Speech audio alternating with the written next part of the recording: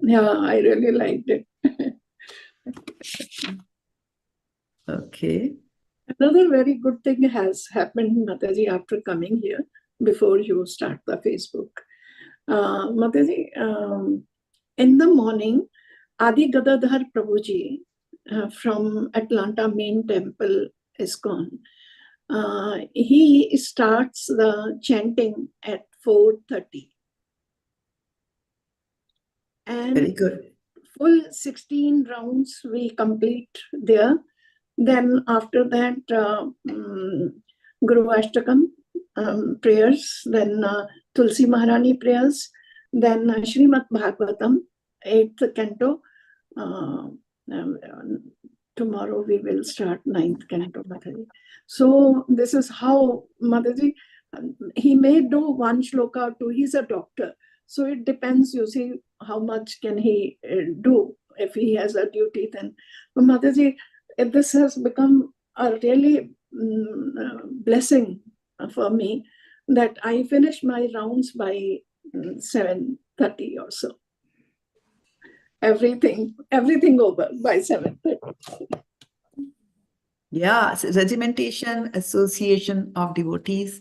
These are Yes. these are the after effects of that. Nearly Krishna Mataji. 45 devotees are there in the morning class. Yeah. And it puts you on, as Guru Maharaj always says that, when you, if you're supposed to go somewhere and you're not there, you're always thinking that, if I don't show up for Mangalarti, then, people are going to bug you and they'll be after you like, oh, what happened? I didn't see you today. And then you need to have a very solid explanation as to why you did that. So, yeah. And Mataji, that and Divya Agarwal also comes for that class. Mataji. Oh, very nice. Very good. Yeah. She needs that guidance. Very, very good. Okay. So can somebody confirm if we are broadcasting? Yes, Mataji. We are. No screen, Mataji. No, we are broadcasting. Okay. I don't see. Okay, let me check and see. What am I seeing here on my screen? Okay, yes, we are seeing. Okay. But we don't see a screen. That is fine. Yeah, that is fine. I had not yet started showing the screen here for all of you. Okay. You are on Facebook, Mataji. Yes. Yes. So what have you read so far in chapter 6? Huh? Say that again. Just said Hare Krishna Mataji, Hare Krishna devotees. Oh, Hare Krishna, Dandavat Pranam, Jai Shri Prabhupada. Okay. So, yeah, so what have you read so far? Chapter 6. Dhyan Yoga. Dhyan Yoga, okay. 20 today? 20th was today, Mataji. Yeah. No, I'm asking about the history, that what have you read so far in chapter 6, right?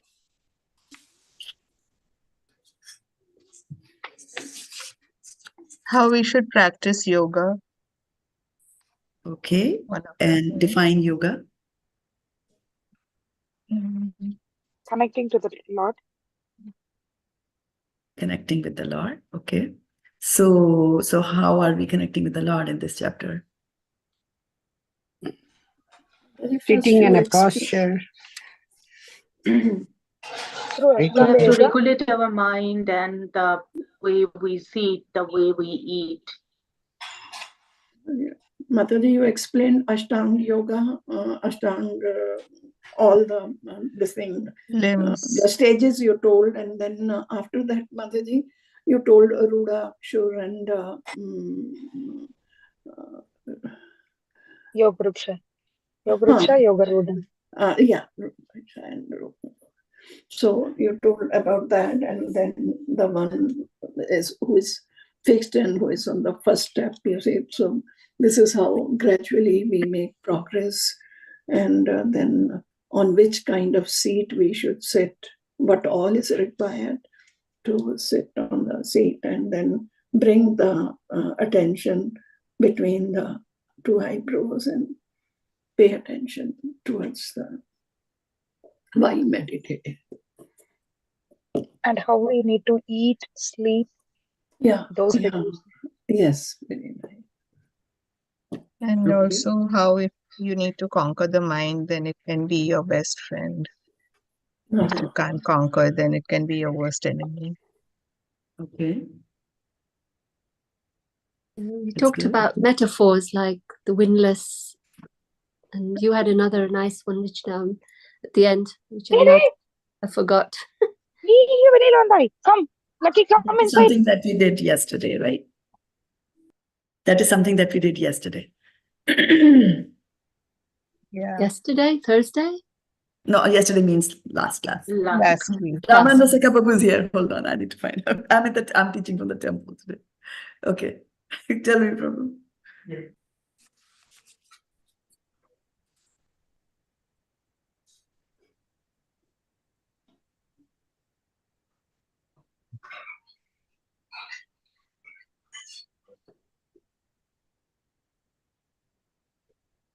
Any state is substituted mind, devoid of fear, completely free from sex life, one should meditate upon. Okay, I'm back.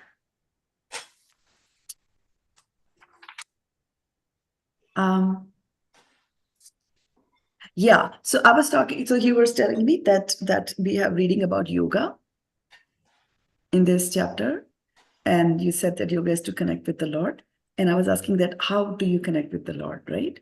So Practicing constant control of the body, mind, and activities. Senses. Right. And so it's the ultimate aim in this chapter is to focus the mind, right? Dhyan yoga. That's why it's called Dhyan yoga. Dhyan means thinking, right? So we have to focus on how we can think about Lord all the time. And then on the path to that, to achieving that perfection, it said that you have to first talk about the body, like Vindhyavali Mataji said, right? You have to control the body. So for that, how do we control the body? Like With the tongue. whose mind is controlled remains always steady in this meditation. No. We are talking about how do you control the body. By controlling the senses, Regulations. Huh? It's the regulations, Mataji, how we eat, how we sleep. Okay, yes, Not to definitely. overeat. That will lead to, yeah.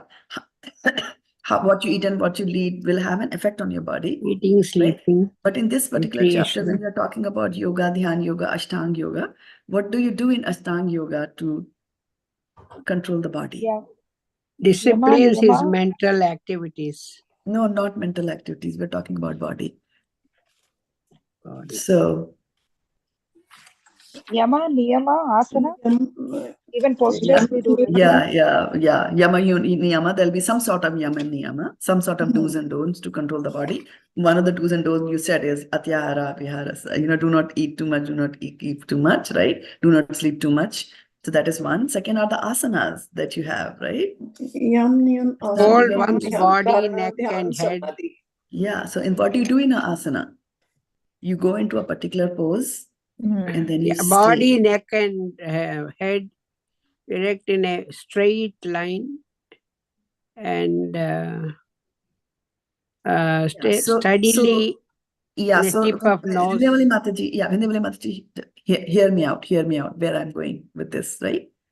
Yeah. So I'm talking about Ashtanga yoga.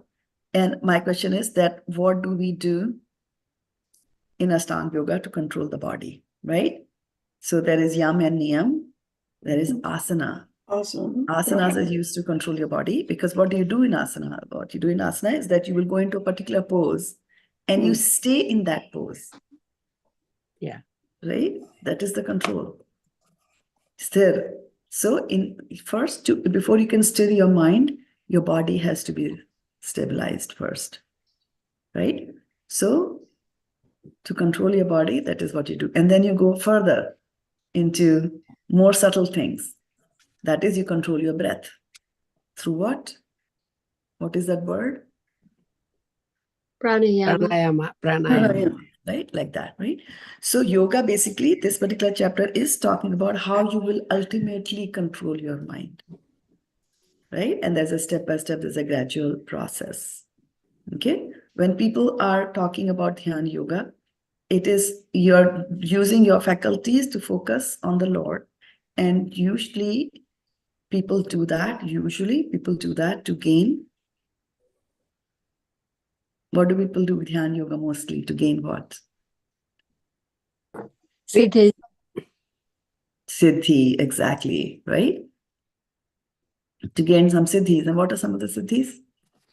They say Ashta Siddhi, right? So what are the Ashta Siddhis? What are the 8 siddhis? Huh? Yeah, Ashta Siddhi no Nidhi ke data. So what are the Ashta Siddhis? Hanumanji. Yeah, You so see the siddhi is future. opulence, right? People get opulences. Yeah, tell you. I like to see the future. We like to see the future, okay. What else can you see with the siddhis? So the 8 siddhis, there are 8 siddhis that you can have. And the 8 siddhis start with, you can become smaller than the smallest. Lighter than light. Lighter than the lightest. Now, talking about smaller than the smallest, in chapter 8 of Bhagavad Gita that we are doing these days for Chad, right? How many of you do Chad? Raise your electronic hand if you're not on the camera. So Chad is important. If you're not doing it, then do it. Start doing it. It's a very nice way of staying in touch with Bhagavad Gita throughout the year and in touch with the entire Bhagavad Gita. Because otherwise what can happen is that you just like one chapter and then you recite the rest of one chapter all the time, right? It's easy, I like it, chapter 12, small chapter, I just do that, right? But if you go to chat, then because there is a regimentation, there is a routine, and that's the routine, and the benefits of routine is something which Vaishana Mataji was telling us in the beginning of the class, right? That she now has to get up at 4:30 because others are there and finish the chanting. So regimentation is always good. So Chad helps with that. So in Chad, they are talking about something smaller than the smallest, right? Yeah.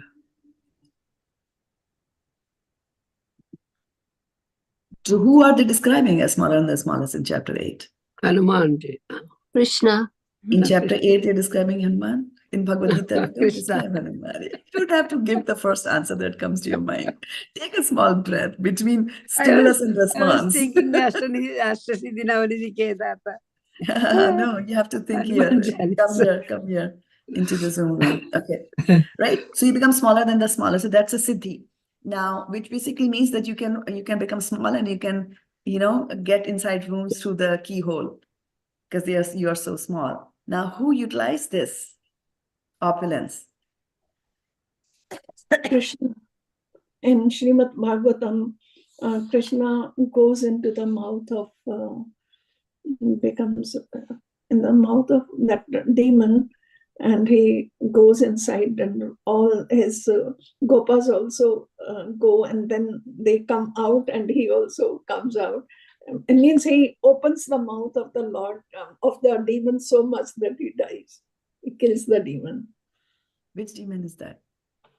Mataji, I don't remember the name of the demon, but in the mouth of the, you see that animal, he comes in the form of an animal in Srimad Bhagavatam. I'm forgetting the name of that demon, Mataji. Is it Brakasura? Bakasura. Bakasura. Bakasura or Aghasura? Which one? Aghasura. Aghasura. Bakasura. Okay, which animal is which? Bakasura is a donkey. Aghasura. Or less. Aghasura. Who is Dhenasura? Dhenukasura. Dhenukasura. What is the meaning of Dhenuka in Sanskrit? Dhenuka means That's the donkey. donkey. Donkey. Yeah, so Dhenukasura is donkey. Aghasura is a python. Yeah. Remember, he Oh, was sitting with his face, he was such a big That's python that when he open, opened his yeah. mouth, it was touching the sky. And then they all get inside, right? So now, another example, and now I'm waiting for Vindhyavali Mataji to tell me. Hanumanji. Hanuman, right? Yeah, this time it is Hanuman, right? So we know that. And then, so there is anima, so you can small, anu means atom, right? So it becomes smaller than the smallest, small. Sorry. And laghima means big. Big. You can become as big as you want. Okay. So who became as Very big as they wanted? Huh? Who became as big, very big? Mataji. Hanumanji did also. Hanumanji Huh? also. Hanumanji, exactly. That's why you say Ashtasiddhi Navaniddhi Ke Data. Because he has got those 8 mystic opulences, but he's utilizing them in the service of the Lord. Right? So he became big and he was able to jump across he was able to jump across the ocean like that. Then also when they set his tail on fire, he became big and he burned down the entire Lanka. Right? Like that. So and when then some Rakshasi will come to stop him, enter into the kingdom of Ravanasura, but he becomes small and he goes into her ears and comes out. Right. So, even Indra does that, right? Indra enters into the womb. Krishna enters into the womb of Uttara to save Parikshit Maharaj. Right? And then Indra enters into the womb of Aditi and kills the embryo into 7 pieces, and then he cuts them again into 7 pieces, right? And that's how the 49 Maruts are born. So people have got opulences into that. So this is, and there are other opulences like controlling somebody's mind. Prapti is to be able to extend and touch anything that you want and so on and so forth, and becoming heavy.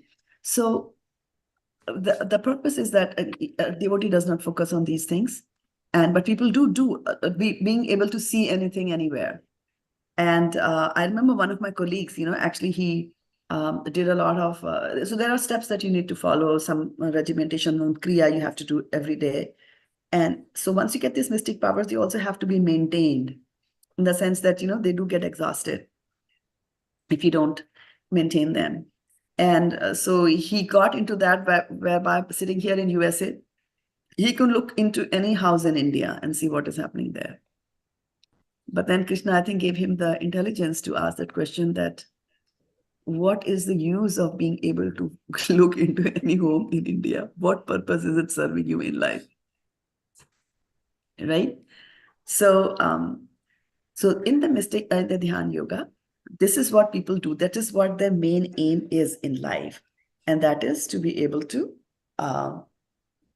get these mystic opulences. Now, what happens with these mystic opulences is that once you get these opulences, you have to show them off, right? To people. So you will demonstrate that, and then people will be innocent. They might even think you are God because you're able to do things that they cannot do. And so these mystic opulences, they actually become a deterrent in your devotional service. So devotees never stop. They might have these mystic opulences, but they will never stop there. They will continue to go. So all of this chapter is talking about Dhyan Yoga, where you're controlling your mind. And it could even start with a desire to have mystic yoga, but people, what they do is they will focus on the 4-handed form of Vishnu. But we are not, mystic yogis. We are bhakti yogis. We want to connect to the God in bhakti, in the mood of bhakti, in the mood of servitude, like that. So this could be a stage, it could be a step, it could also be a process that even a devotee might want to follow. Even a devotee might want to say that, okay, I want to sit down, meditate. What's wrong? I can sit down on a situation in a place which is neither too high, neither too low. I can put a kusha grass. I can go to the jungle. I can do all kinds of things. But I want to focus on Krishna in my heart. So when a devotee does dhyana on Krishna, then he will focus on the 2-handed form of Krishna. And when, others who are more after mystic powers, when they are focusing, they will go to Vishnu. Vishnu form of the Lord, right? Or the Paramatma form of the Lord. That's what they will focus on. And then Paramatma will be revealed in their hearts, right? So keep this in mind that, Bhakti Yoga, this chapter is talking about all that. And you all listed, the prerequisites for doing this, what to eat, what not to eat, where to sit, where not to sit. And then what happens if you don't control your mind? What happens if you control it? And then he also said last that there was a very nice comparison or a simile that was there, which, the mind of a yogi is like the lamp which is in a windless place, right? That's what Siddhi Govinda Mataji reminded, right? So now we're going to have a set of verses all together. So verses 22, 23. So today we are in luck. We've got a big, huge number of verses to read from. So let me, let me go and bring that up here. All right.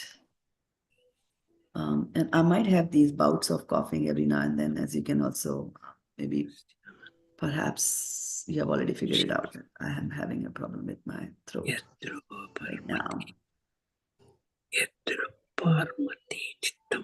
Right, so it's a 20, 21, 22, and 23, but 22 is one line and 23 is one line. So that way you have got 2 to 4 to 6 and 7 lines in this particular verse, right? So 7, in Sanskrit and then more in English. So let's get started with the brief prayer to the spiritual master. Om Ajnanatimmirandhasya Jnananjan Shalakaya Chakshurunmilitam Yena Tasmai Shri Gurave Namaha. Shri Chaitanya Manobhishtam Sthapitam Yena Bhutale Swayam Rupa Kadamahyam Dadati Sa Padantikam Vandeham Sri Guru Shri Yuta Padkamalam Shri Gurun Vaishnavamscha Shri Rupam Sagrajatam Sahagana Raghunathanvitam Tam Sajivam Sadvaitam Savadhutam Parijana Sahitam Krishna Chaitanya Devam Shri Radha Krishna Padan Sagara Lalita Shri Vishakhanvitamscha He Krishna Karuna Sindhu Dina Bandhu Jagatpate Gopesha Gopika Kanta Radha Kanta Namastute Tapta Kanchana Gaurangi Radhe Vrindavaneshwari Vrishabhanu Sute Devi Pranamami Hari Priya Vanchakalpatarubhyascha Vipasindhubhya evacha Patitanam Pavanebhyo Vaishnavebhyo Namo Namaha. Jai Shri Krishna Chaitanya Prabhu Nityananda Shri Advaita Gadadhar Shivasadi Gaur Bhaktavinda. Hare Krishna Krishna Krishna Hare Hare Hare Rama Rama Rama Hare Hare. Gaur Premanande. Okay. Yatroparamate cittaṁ niruddhaṁ yoga-sevayā yatra caivātmanātmānaṁ paśyann ātmani tuṣyati sukham ātyantikaṁ yattad buddhi-grāhyam atīndriyam vetti yatra na caivāyaṁ sthitaś calati tattvataḥ yam labdhvā cāparaṁ lābhaṁ manyate nādhikaṁ tataḥ yasmin sthito na duḥkhena guruṇāpi vicalyate tam vidya duḥkha-saṁyoga viyogam yoga-saṁjñitam. From the top again. Yatroparamate cittaṁ niruddhaṁ yoga-sevayā yatra caivātmanātmānaṁ paśyann ātmani tuṣyati sukham ātyantikaṁ tattvataḥ buddhi-grāhyam atīndriyam vetti yatra na caivāyaṁ sthitaś calati tattvataḥ yam labdhvā cāparaṁ lābhaṁ manyate nādhikaṁ tataḥ yasmin sthito na duḥkhena guruṇāpi vicalyate tam vidya duḥkha-saṁyoga viyogam yoga-saṁjñitam. yatroparamate cittaṁ niruddhaṁ yoga-sevayā yatra caivātmanātmānaṁ paśyann ātmani tuṣyati sukham ātyantikaṁ yattat buddhi-grāhyam atīndriyam vetti yatra na caivāyaṁ sthitaś calati tattvataḥ yam labdhvā cāparaṁ lābhaṁ manyate nādhikaṁ tataḥ yasmin sthito na duḥkhena guruṇāpi vicalyate tam vidyāt duḥkha-saṁyoga viyogam yoga-saṁjñitam. It's a really long set of verses, each one of them very, very powerful. So let's familiarize ourselves by going to the synonyms. So yatra, in that state of affairs, where. So we were talking about in the previous verse, what were we talking in 19? Do you remember? 19, what did we say? A lamp in this, the mind control. Right. So the mind of a yogi is controlled and does not waver or flicker or move from here to there. It's constantly focused, just like a a lamp in a windless place. Lamp in the wind. Right? So now he's saying that when that happens, what happens? Right? In that state of affairs where, right? Where you were, the mind was like a lamp in a windless place, right? So in that state of affairs, where the uparamate means ceases. Ceases and stops. Okay? Ceases, and why does it stop? Ceases because one feels transcendental happiness. That's the reason for ceasing anything. Cittaṁ, mental activities. Niruddhaṁ, being restrained from matter. Yoga-sevayā, by performance of yoga. Yatra, in which. Cha, also. Eva, certainly. Ātmana, by the pure mind. Ātmanam, the self. Paśyann, realizing the position of. Ātmani, in the self. Tuṣyati, one becomes satisfied. Sukham, happiness. Ātyantikaṁ, supreme. Yat, which. Tat, that. Buddhi, by intelligence. Grāhyam, accessible. Atīndriyam, transcendental.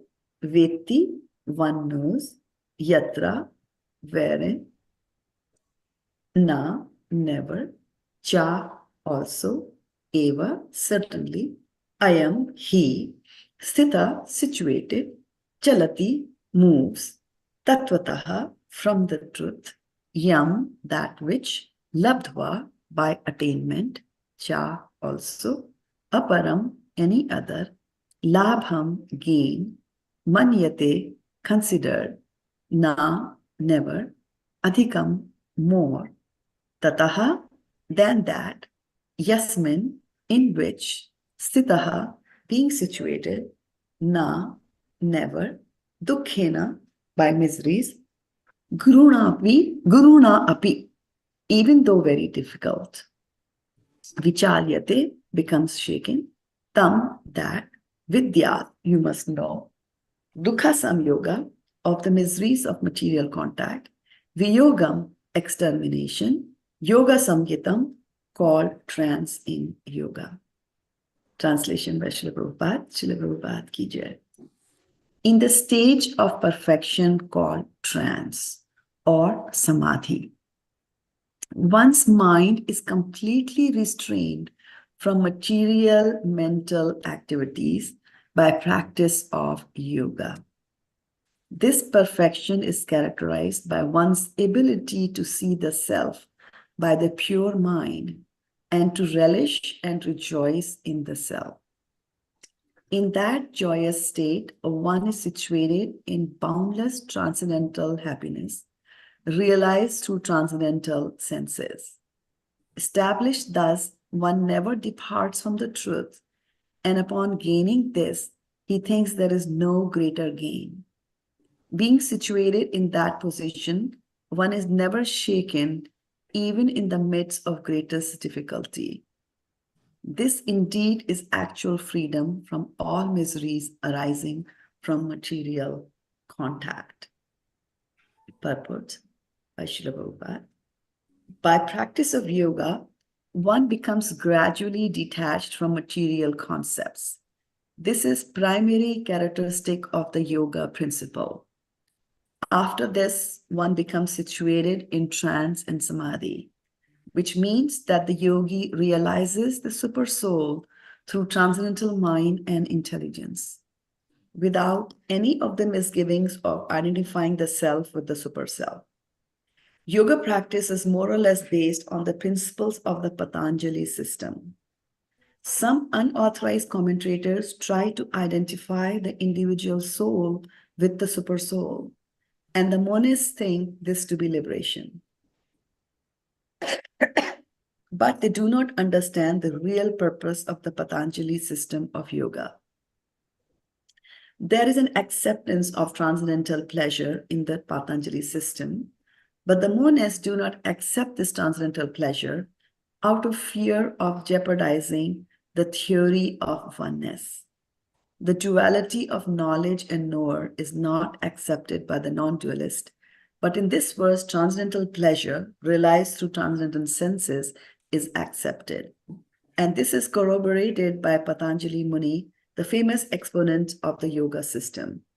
The sage declares in his Yoga Sutras 4.33, Purushartha Shunyanam Guranam Prati Prasavaha Caivāyaṁ Swarupa Pratishtava Chitti Shaktir Iti. This Chitti Shakti or internal potency is transcendental. Purusharth means material, religiosity, economic development, sense gratification, and at the end, the attempt to become one with the Supreme. This oneness with the Supreme is called caivāyaṁ by the monists. But according to Patanjali, this caivāyaṁ is an internal or transcendental potency by which the living entity becomes aware of his constitutional position. In the words of Lord Chaitanya, this state of affairs is called ceto darpana marjanam, or clearance of the impure mirror of the mind. This clearance is actually liberation, or bhava mahadavagni nirvapanam. The theory of nirvana, also preliminary, corresponds with this principle. In the Bhagavatam 2.10.6, this is called swarupena vyavasthitihi. The Bhagavad Gita also confirms this situation in this verse. After nirvana, or material cessation, there is the manifestation of spiritual activities or devotional service to the Lord, known as Krishna consciousness.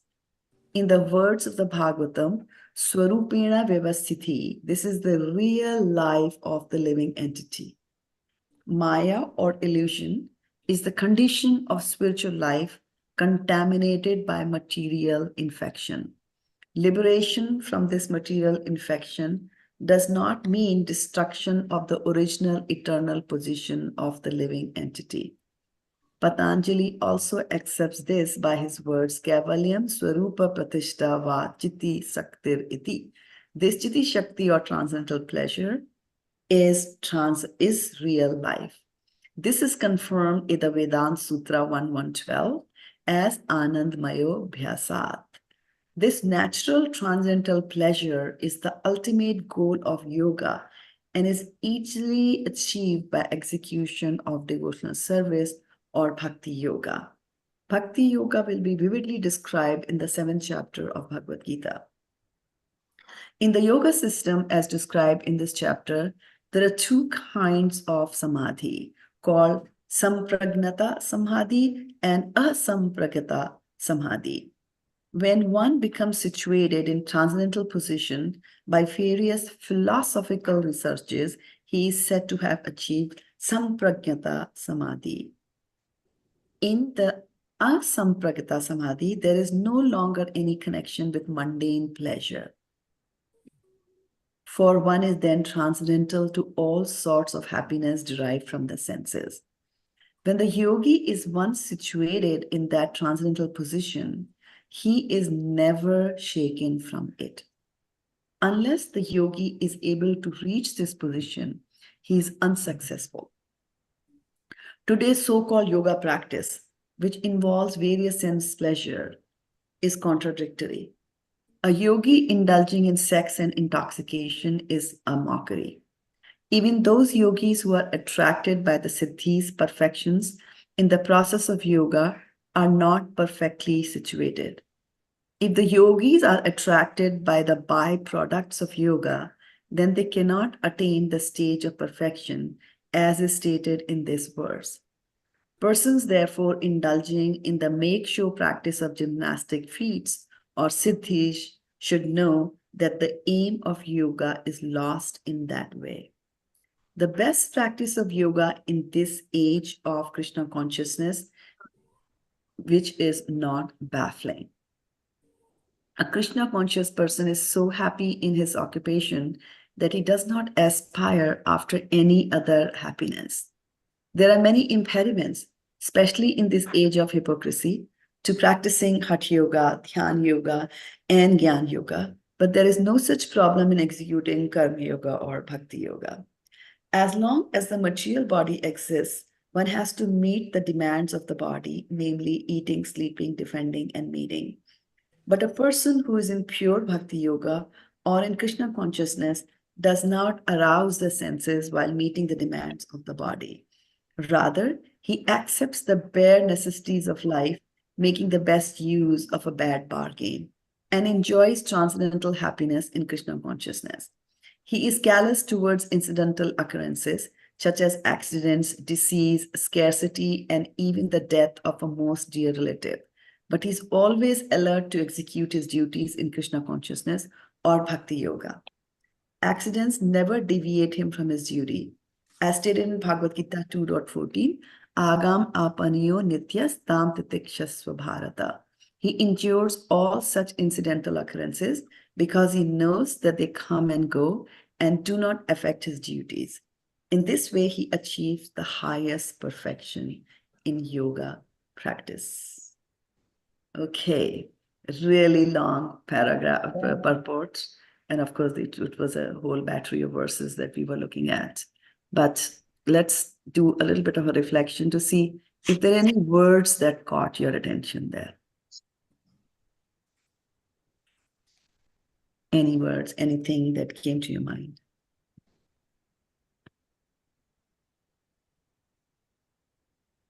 Hare Krishna Mataji.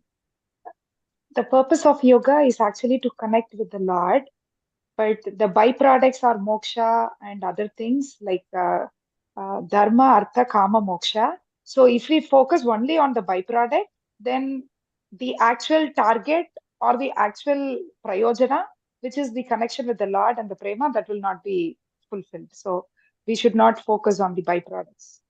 Okay. And then what else? What else stuck? Very good. What else stuck your mind? Anybody else wants to? I'm not looking for detailed explanation. I'm just looking at any keywords that strike your mind, any key concepts that, or situation or any little description that as I was reading, you were like, oh yeah, I can relate to that. Yeah. I thought like the Chitta Shakti was interesting. Chitta Shakti, which was on the Patanjali side quote, in that quote they gave, and then how that reaching that caivāyaṁ was more like akin to self-realization that we have when we do Chaitanya Darpanam, cleansing the mind.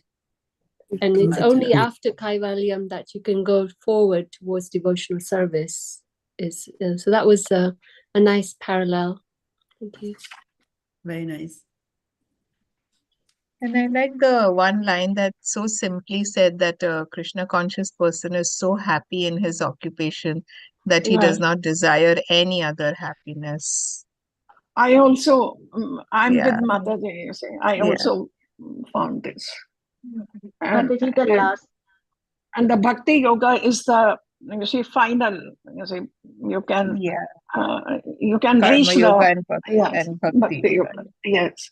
And it goes so nicely along with chanting the holy name of the Lord. You can reach the destination. reach your goal. So easiest way. Mataji, I like that last 4 lines, like, no accidents can deviate devotee. He can just ignore everything and concentrate his mind on Krishna. So it's really very tough, but if we can do that, that's the ultimate goal. It's that we have achieved something if we can do that. Usually it's very difficult to concentrate because any accident, any misery, any bodily discomfort, we are like shaken if it is coming to us. So nice. What else? Oh, Hare Krishna, Mataji. Hare Krishna, everybody. I just came back last night and I just joined now, so I missed what you read right now. Oh, no problems. Yeah. So it was a whole battery of verses that we did, like, 20, 21, 22, 23, 4 verses all together are presented there. And so I read through the big purport and I was just asking their team that what they heard. Oh, okay. And that what struck their mind, any word that they found. And so there were various things that were brought in. And so there was also talk about, I don't know what happened to my participants. I'm not able to see them. I lost something. Okay. Yeah. Okay. Anyway, I don't know why I'm not able to see. So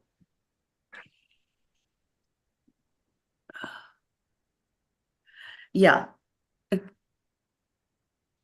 So what I was saying was that so in this particular verse, there was also happiness. There was a reference to happiness, right? Isn't what was said in reference to happiness?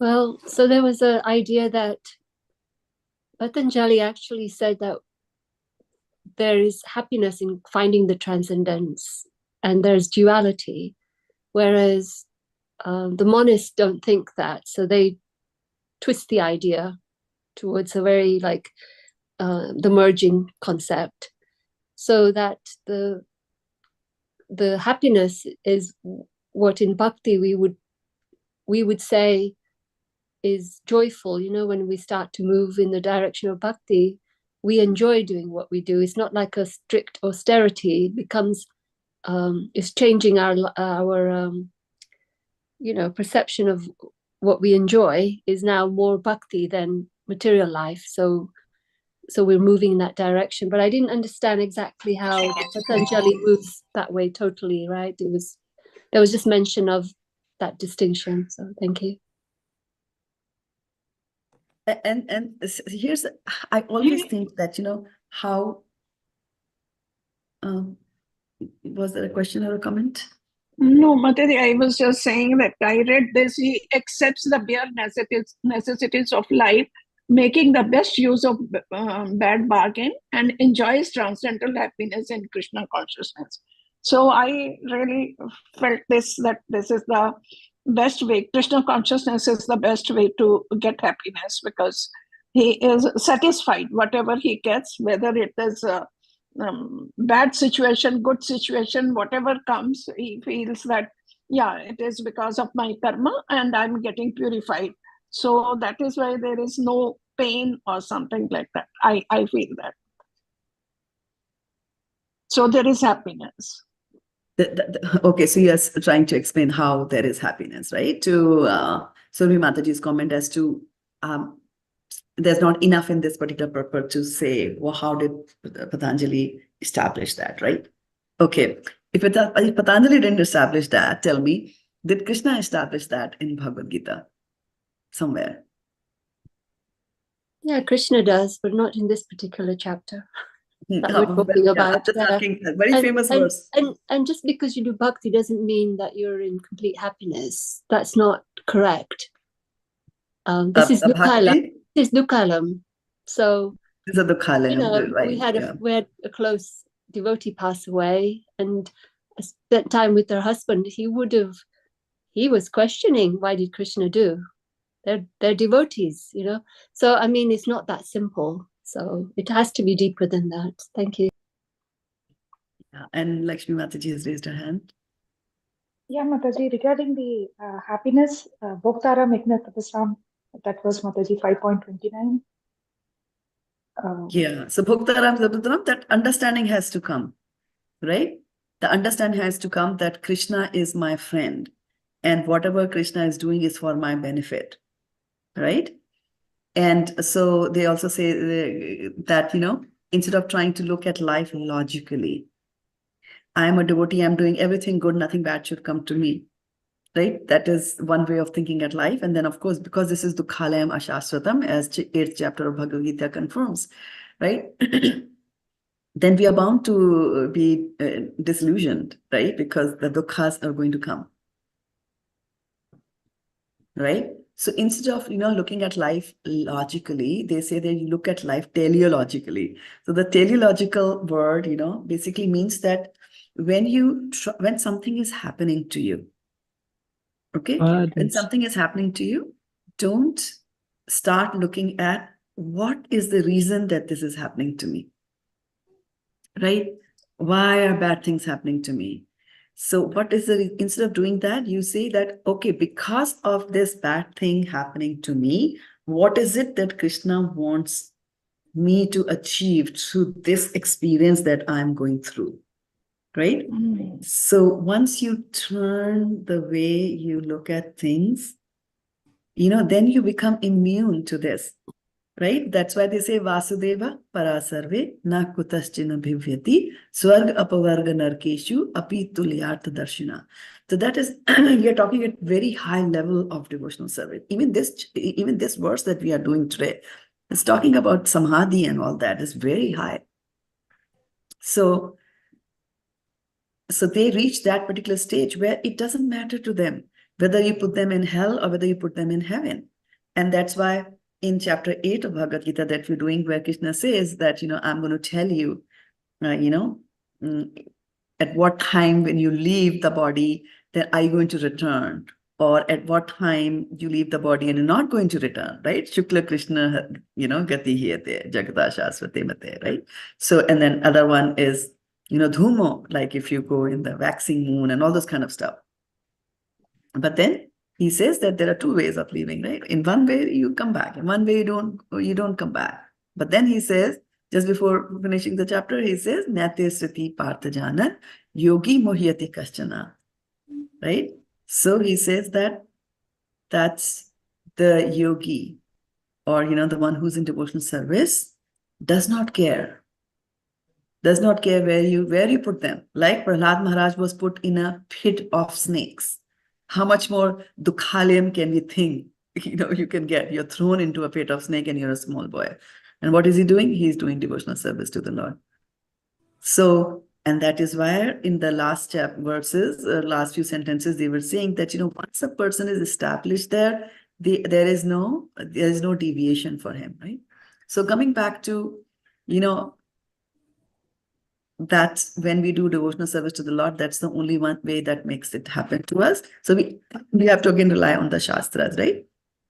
And our acharyas who tell us that the one way that people look for, and which is also talked here, monist, right? Who or don't believe in, you know, believe that they are God. So they will reach effulgence of the Lord, and they are there. And so, but absence of duḥkha-saṁyoga doesn't mean that it is happiness. Happiness is something positive, right? And they're also doing something which is against the nature. So we have to understand that our happiness comes when we do things which is in alignment of our nature, right? Like if a person is very shy and you put them in front of an audience of 5,000 people and you tell them to give a speech, they won't feel happy. They'll be very unhappy. Why? Because it's against their nature to do it, right? Similarly, some persons are very point blank in expressing their mind or retaliating. And if you tell them that you can't retaliate, then they will be unhappy. And that's what Krishna was telling Arjuna when he told Arjuna that, you know, you are a Kshatriya and you're just making these tall claims and you're saying that, okay, even if I get I can live my life by just begging, but I can't kill my own people. He then said that, later on, you won't be able to tolerate begging, because when you go to beg, people are just going to say nasty things to you, and you won't be able to tolerate. Why? Because it's against his nature. So when we go against our nature, then we will never be happy. And that is why people fall down. And they come back to this ground again till somebody, some devotee blesses and then says that, okay, take to this path. Or Bhagavad Gita comes in the life, or Prabhupada chanting, or whatever, some things like that. Now, Krishna says in the 18th chapter of Bhagavad Gita, right? What does he say? Brahma bhuta prasannatma na shochati. Brahma bhuta. Right? So when you realize that you have crossed that boundary, and you have reached the stage of transcendence. Right? So when you reach that stage, at that point, you will be happy. And then how do we reach that particular stage? There are stages. You can go the yoga ruda stage, step by step up, or you can take the elevator. Instead of taking the ladder, you take the elevator. You start with bhakti yoga, which we all are doing, right? But this is Bhagavad Gita we are reading, and we are relishing this, right? But when we are reaching the kind of stage that they are talking about, right? This is a very high stage where they are. And it also said that you won't be influenced by others. Once you reach there, there is no coming back. And you don't think that anything else is better than that. There's a very famous verse in Srimad Bhagavatam, Dhātatma Purusa Krishna, Padamulam na munchati, Mukta Sarva Parikresha.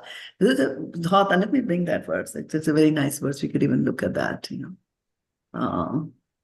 It's in the second canto. It was Bhagavad Gita. I think it's 286. Let's see. Okay.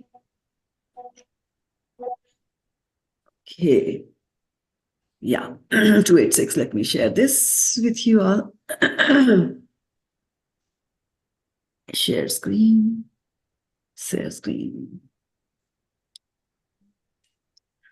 Dhātatma Purusha Krishna Padamulam Namunchati Mukta Sarva Pariklesha Panthasva Sharanam Yatha. So saying a pure devotee of the Lord whose heart has once been cleansed by the process of devotional service never relinquishes the lotus feet of the Lord Krishna, for they fully satisfying him as a traveler is satisfied at home after a troubled journey. Purport by Srila Prabhupada, one who is not a pure devotee of the Supreme Lord Krishna is not completely cleansed in the heart. But a perfectly cleansed person never quits the devotional service of the Lord. In discharging such devotional service as ordered by Brahmaji to Narada in the preaching of Srimad Bhagavatam, sometimes a representative of the Lord engaged in preaching work meets various so-called difficulties. This was exhibited by Lord Nityananda when he delivered the two fallen souls, Jagai and Madhai, and similarly, Lord Jesus Christ was crucified by the non-believers.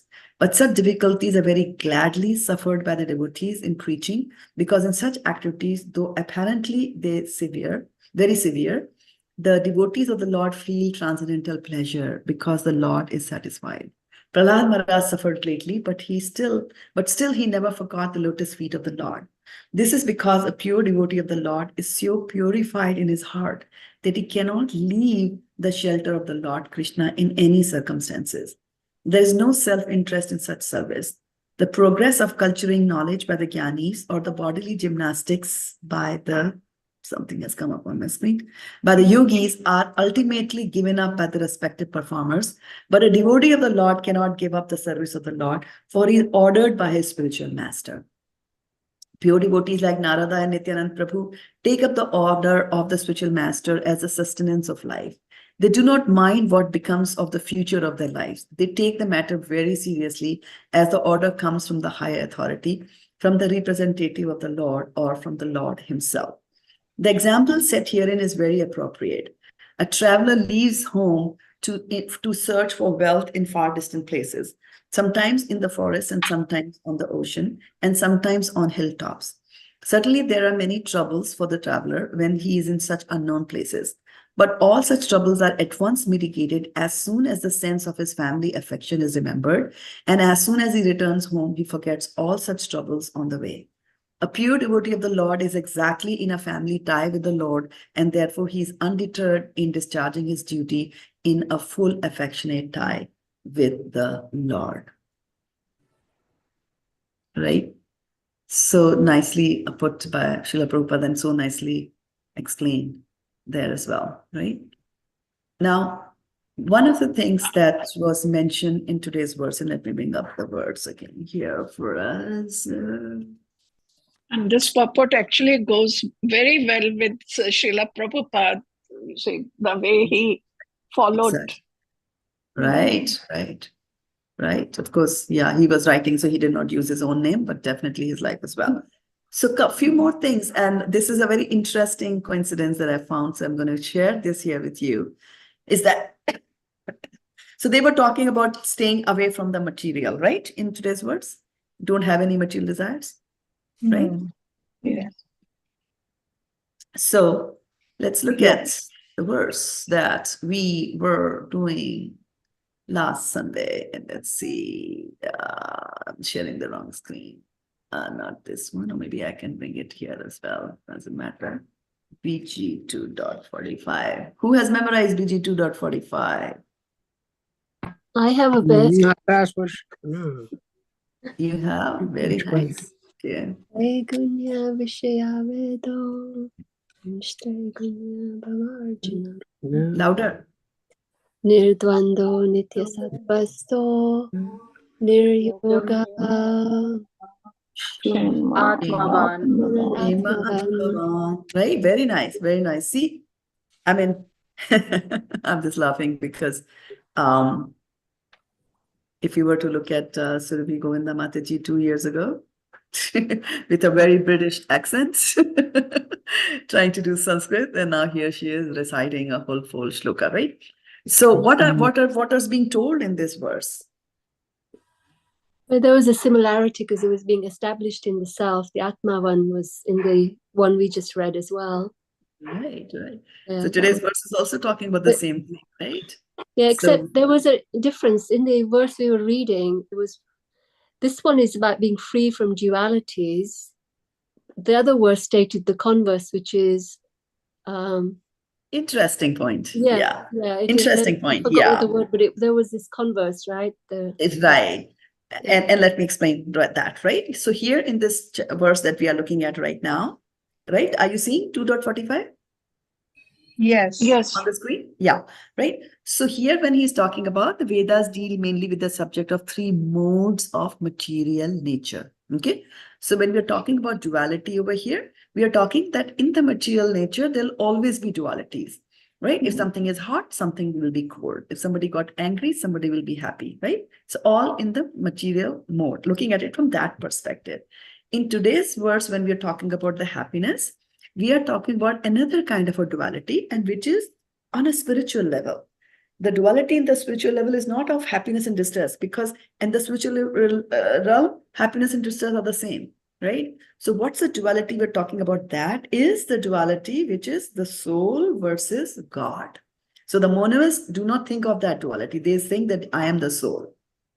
So if I am the soul and I am God also, then what is the big deal of being happy by serving God, right? But in our philosophy, we make a very strict distinction, right? We say that there is a soul and then there is God. And the soul will be happy when it follows its eternal nature, which is to do service of the Lord, right? So Brahma Bhuta Prasannatma Na Shochati Na Kankshati. After that, what does he do? Brahma Bhutas Prasannatma Na Shochati Na Kankshati Sama Sarveshu Bhuteshu. Right? So that it will see, okay, so there is soul everywhere. I have found that I'm a soul and I'm happy because, I've gotten rid of this body concept. But then what does the last line say? Sama Sarveshu Bhutesu Mad Bhaktim Labdhvā. Labdhvā para. So Then it starts to do real devotional service, then starts, once you realize that, truly realize that you're the soul, and then here's your eternal nature, and then you start indulging in your eternal nature.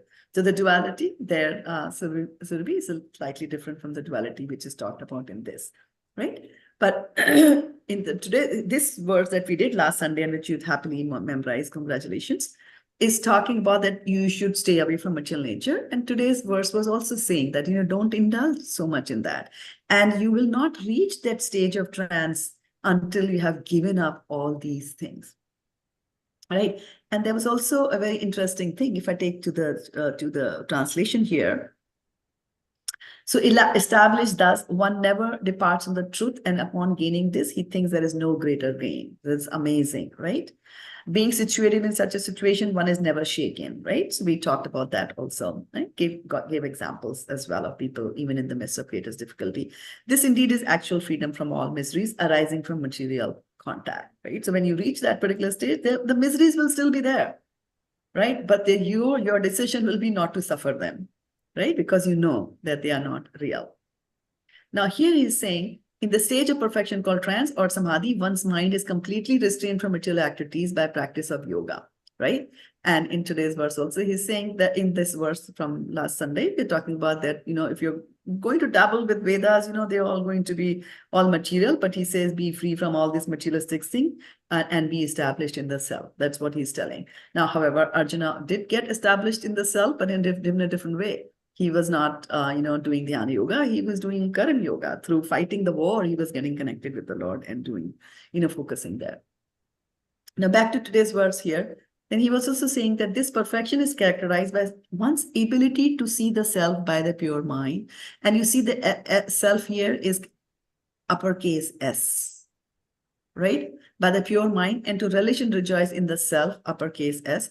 In this joyous state, one is situated in boundless transcendental happiness, realized through transcendental senses. Okay, so this perfection is characterized by one's ability to see the self by the pure mind. So what exactly is this going on over here? The ability to see the self through the pure mind. Self is uppercase. So what's the difference between self with the lowercase s and self with the uppercase s?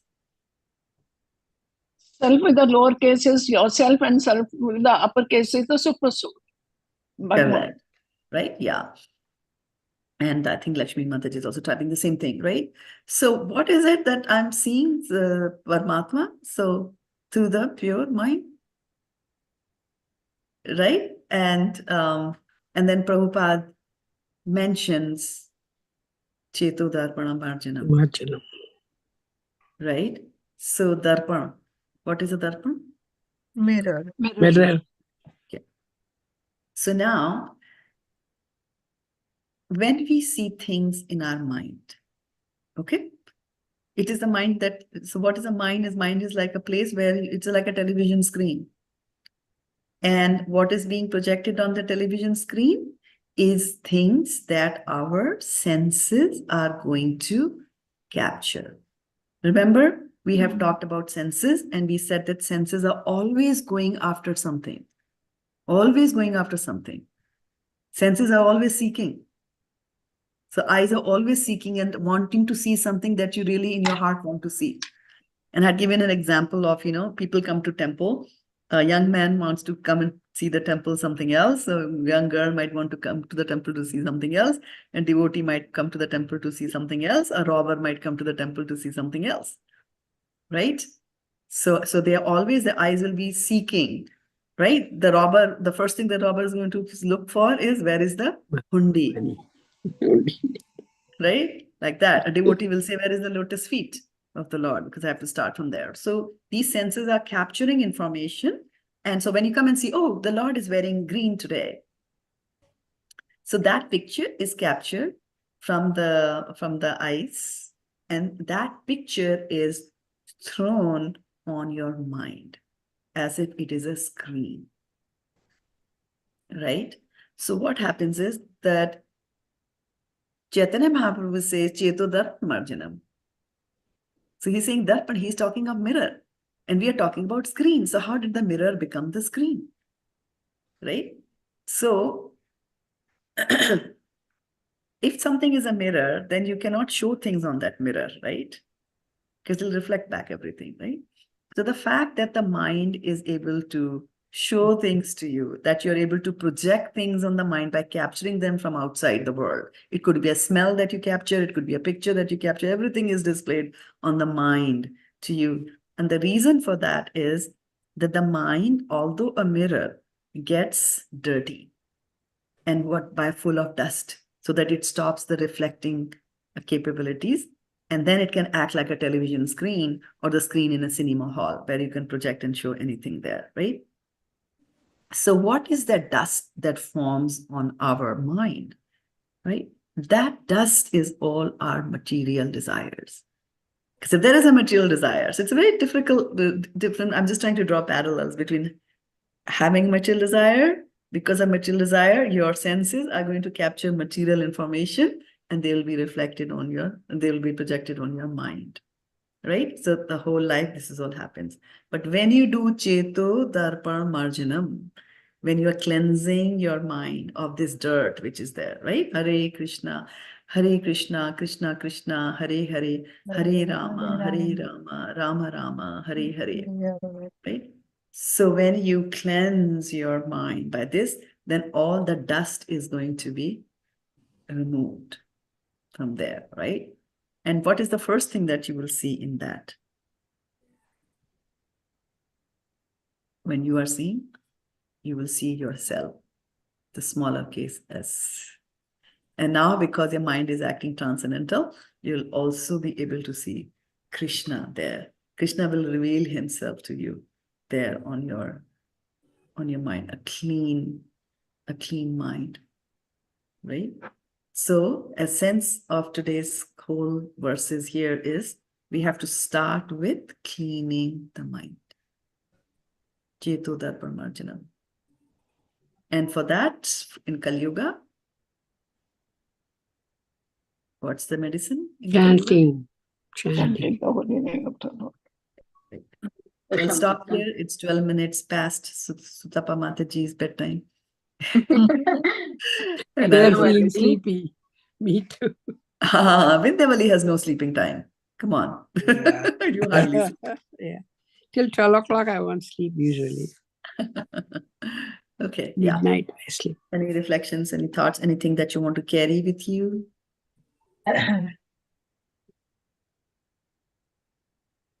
I really liked Mataji today's explanation. Prabhupada, yeah, amazing. Yes. Especially the last paragraph, the whole paragraph, you see, clarifies the whole thing. Right. Yeah. Can you remind me, what was that verse from Srimad Bhagavatam? 2.6? 286, I think. Was it 286? 286. 286. Dhautatma Purusha Krishna? Yeah. 2.8.6.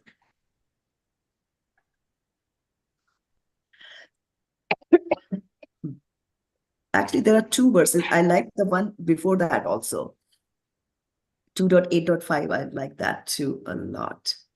2.8.5. Yeah. Oh, yeah. It is so appropriate for what we are talking today. So let me bring that up here. Share the screen and 2.8.5. Just before that, before the dhautatma, before the cleansing has happened, this is how. Pravishta karna randhrena swanam bhavasaroruham dhunoti shamalam Krishna salilasya yatasharat.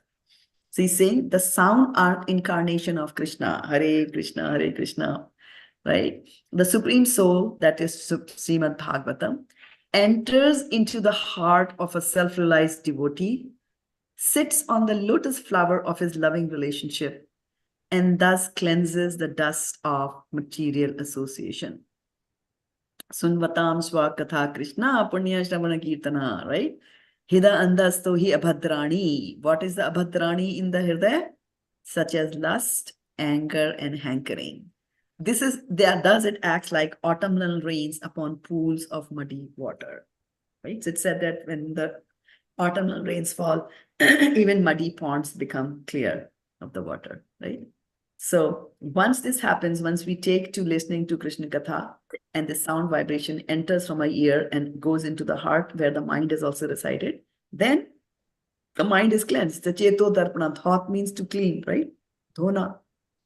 Then dhātatma purusha Krishna padamulam na manyate. So when you reach that particular level where you say, I'm not going to leave. So come what may, even there could be different kinds of troubles that come your way, you will still do it.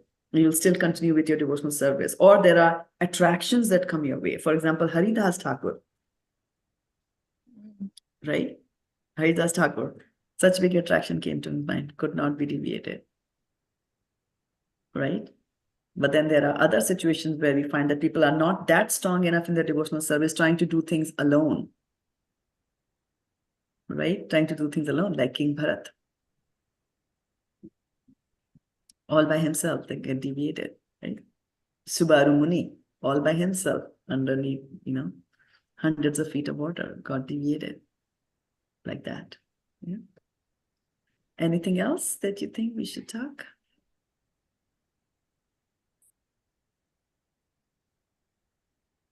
Any other thoughts, any other doubts, any other questions in your mind? Just to clarify, the dirt on the mirror of the heart is lust, anger, and hankering, right? Or Yes. like desire, anger, meaning greed, all those three things. Yes. Right. Envy, lust, anger, the six that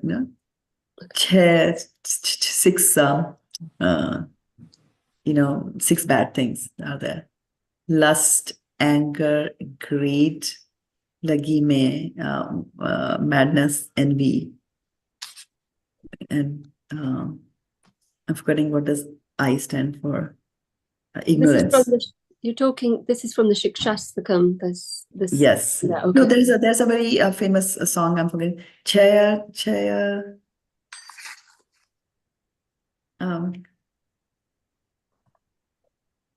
Gurudev, that song, Gurudev, Kripa Bindu Diya, Kaoi Dase, Tirna Ke Apihina.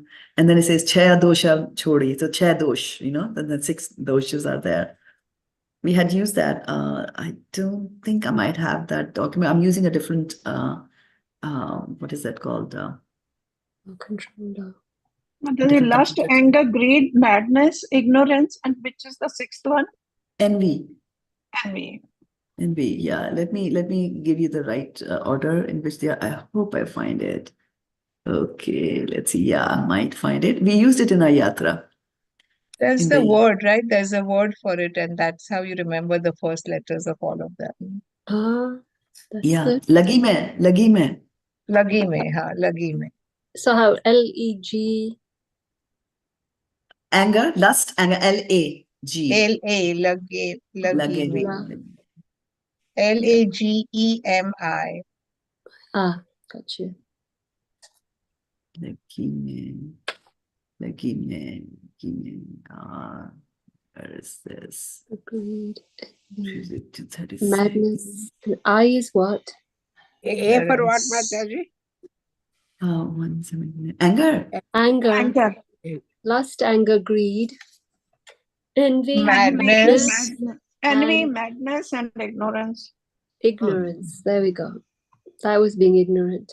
Yeah, I'm just trying to see whether it's ignorance or what it is. I don't want to give you the wrong information. Okay. Let's see. I go to this is 267, 167. Let me just try to bring up the Yatra prayer book. Okay.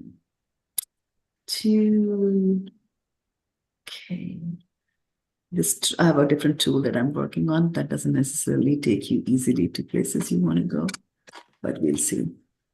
Okay, yeah, I think it's 267. Almost there. A few more. Is it 267? 267. No. Okay. Hold on, let me go back here. 197, sorry. Give the wrong page. 197. 197, 86, 88, 90, 97. Yeah, I think, yes. Yeah, okay, let me bring this up. It's a very nice verse, and given the mood, we could even just read it together. Here, where are we? Okay, too small, too small, too small. Let me increase it. View. Okay. Are you able to read? Yeah. Or not? Okay, maybe a little bit more, right? This might be better. Yeah, that's Okay. better. This is better. Right, this is a song. Oh, hey, Yeah, Vaishnava Vaishnava. Thakura, Doyara Sagara, Sagara, Ida se Ida se Karuna karuna Puri, kori. Diya Pada Chaya, Suruhe Amayam, Tomara Charan Dhuri, Chaya Vega Dhomi, like the 6 urges. Chaya Dosha Shori, these were the 6 that I was talking about. Chaya Guna Deho Dase, Chaya Satsanga, Deho He Amare, Bosiche Sangera Ashe, Ekaki Amar Nahi Paya Bala, Harinama Sankirtan.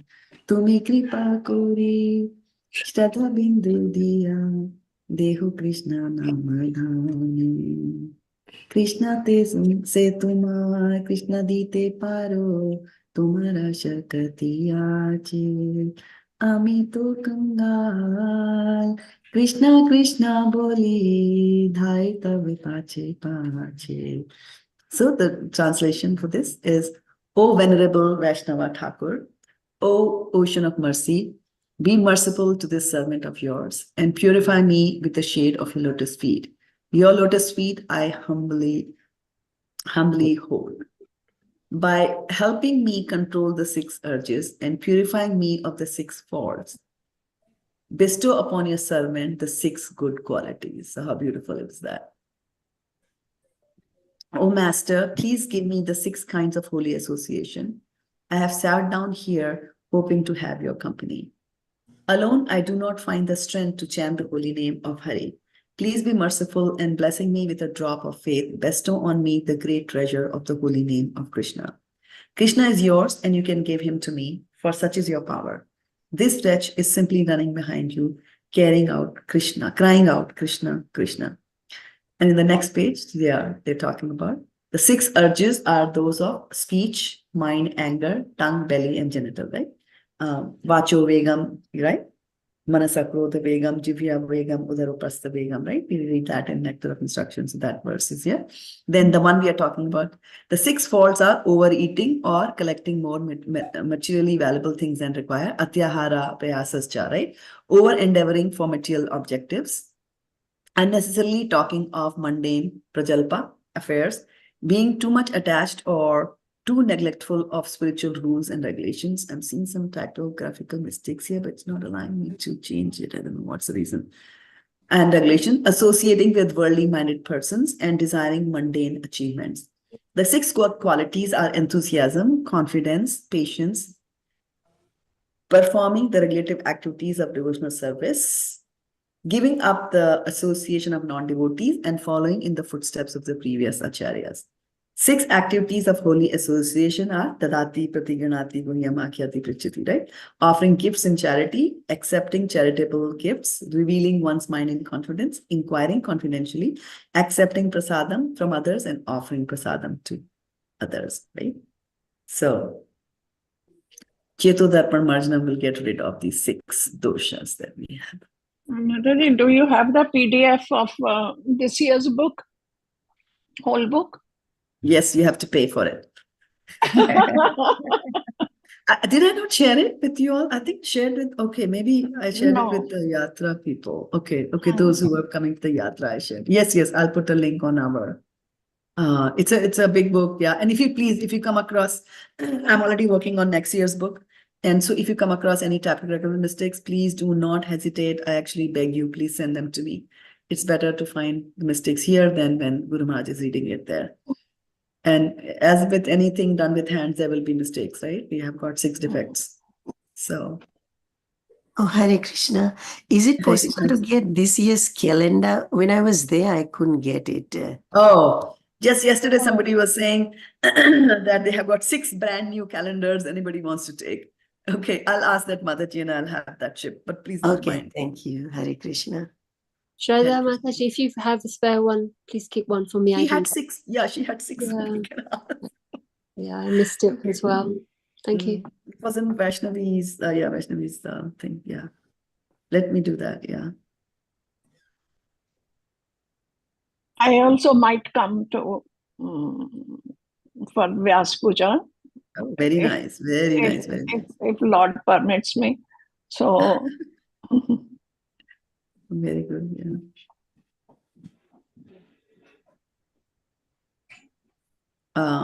Yeah. Just I'm coming there end of this month. I'll be there for 2 weeks again. Oh wow, that's very good. Try to come to the temple. Huh?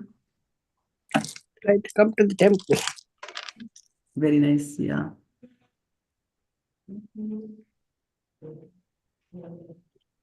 Okay. Anything else? Tell me. Thank you very much, Mataji.